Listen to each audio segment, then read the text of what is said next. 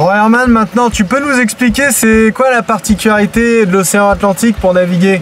Parce que c'est quand même ton terrain de jeu ici. Ouais, non, Robert il va expliquer. Hein. Bah, vas-y Robert, explique-nous. Allez. Pardon, j'ai pas entendu la question. Alors, non, parce qu'on précise, Robert, t'as quand même combien d'années d'expérience en voile? 35-36. Ouais, bah pas mal. Alors, c'est quoi la particularité de l'Atlantique?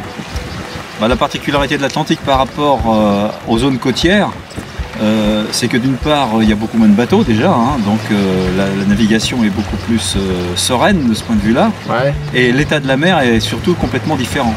En côtier, on trouve souvent des mers comme aujourd'hui clapoteuses, c'est-à-dire en fait c'est une houle qui est en formation, mais qui est de très courte longueur d'onde et qui casse un petit peu le bateau. Alors qu'au large, on a souvent une houle très très longue, assez agréable d'ailleurs, sauf quand les vagues bien sûr atteignent une hauteur trop démesurée. Ça y est, on voit plus la terre. C'est la grande différence en termes de navigation. L'autre différence, c'est au niveau des vents, et qu'en côtier, les vents sont extrêmement variables. On l'a vu dans cette croisière. Alors qu'au large, les vents sont beaucoup plus continus. C'est-à-dire que quand un vent est établi, il peut durer plusieurs jours.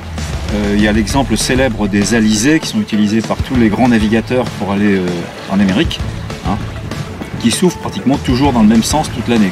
Et là on est dans le golfe de Gascogne aussi, on est un peu plus... Oui, mais on est plus proche des côtes. Géographiquement parlant, la côte atlantique française fait partie du golfe de Gascogne, mais ce que les marins appellent le golfe de Gascogne, c'est le large en fait.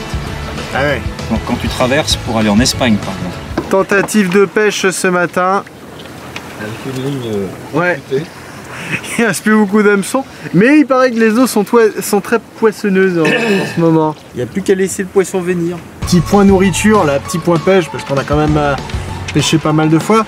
Généralement, on trouve quel poisson dans ces eaux-là, près des côtes? Près des côtes françaises? Ouais.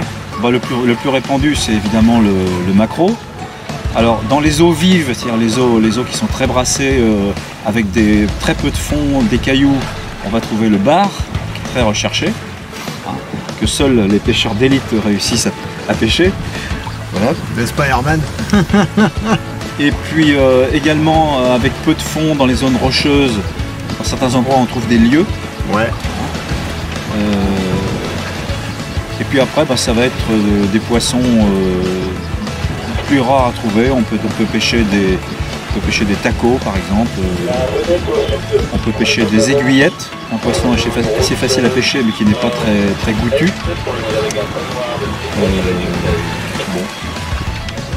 L'été, quand c'est la saison, et là c'est déjà un peu plus au large, si on a la chance de tomber sur un banc de thon, on peut pêcher du thon. Voilà, j'ai à peu près fait le tour de ce qu'on rencontre quotidiennement.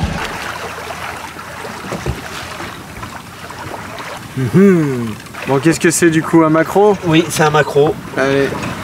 La taille réglementaire c'est 20 cm. Il fait ses 20 cm. Bon bah nickel. Donc quand le petit truc blanc flotte, ça veut dire qu'on a une prise. Hein.